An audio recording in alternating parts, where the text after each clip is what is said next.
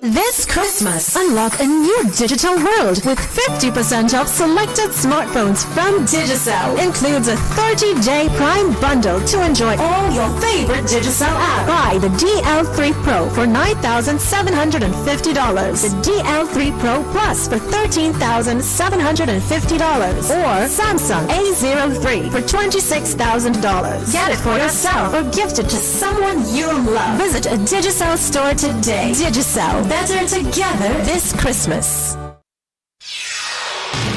This is the news on top of the hour. Live from our studio in Georgetown. Kaieteur Radio, 99.1 FM.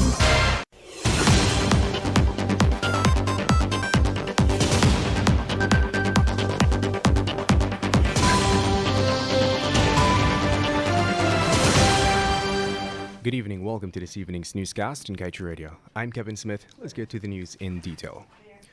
Come 2027, when Guyana is expected to be producing some 1 million barrels of oil per day, ExxonMobil is projecting that its total earnings on the world market would be then doubled.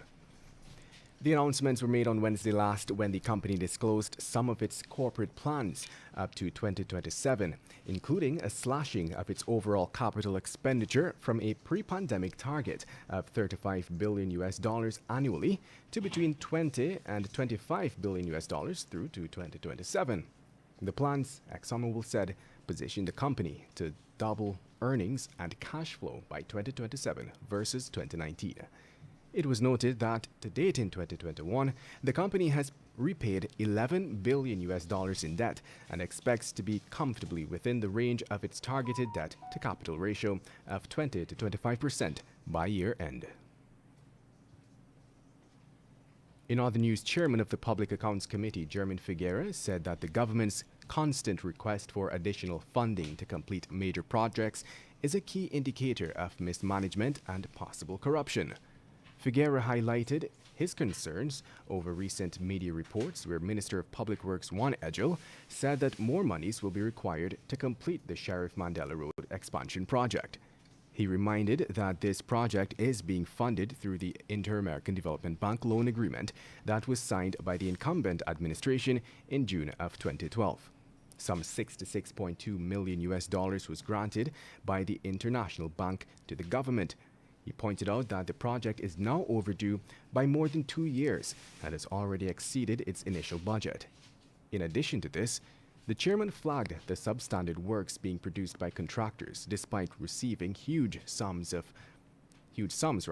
as was evident in the most recent case of the Linden Road works.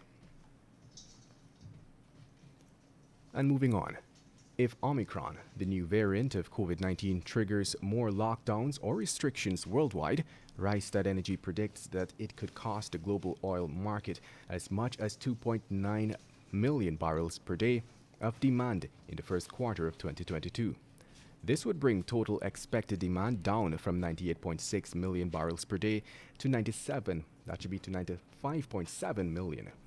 According to the consultancy group, if the variant spreads rapidly, causing a rise in COVID cases and the reintroduction of lockdowns, oil demand could fall from an expected 99.1 million barrels per day to 97.8 million in December 2021 alone, a drop of 1.3 million barrels per day.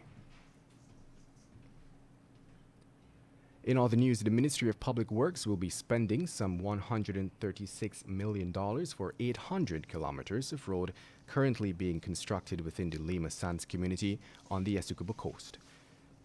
An 800-meter stretch is only half a mile, and it means that each meter will cost approximately $170,000. The cost was given by the region's vice chairman, Mr. Humes Odid. Works on the half-mile stretch reportedly commenced last month and is said to be only the first phase of a new road in Lima Sands. The contract was awarded to S. Jagmohan and Supplies. According to Udit, the specifications of the project will see the construction of a 20 feet wide, 800 meter of asphalt road. And moving on. The government is clearly overwhelmed by the number of oil-related activities it is engaged in, and according to Darshan and Kushial of the Guyana Oil and Gas Governance Network, If you find yourself in a hole, the first thing to do is stop digging. He made this suggestion in reference to the rush to approve the ExxonMobil-led fourth oil field development in the Stabroek Block, Yellowtail. According to Kusial, the oil companies will exploit this disorganized approach by the government for the benefit of their shareholders. OGGN observed that the government released an article stating that the Stabroek oil block is not up for renegotiation and cited a number of reasons for this position, including a sanctity of contract, the stability clause, and because Exxon lost $22 billion last year. And to wrap things up this evening, let's tell you that ExxonMobil was proud to announce to the international market that it is taking action to reduce its emissions output.